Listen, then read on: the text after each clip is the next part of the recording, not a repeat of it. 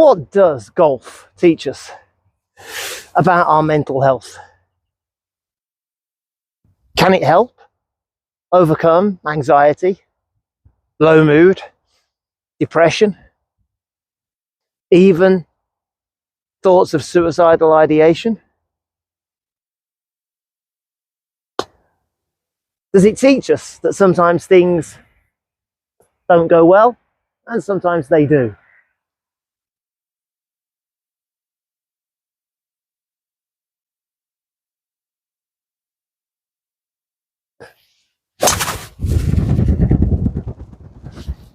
Does losing a ball teach us anything? Welcome to Golf Me Well. My name's Matt.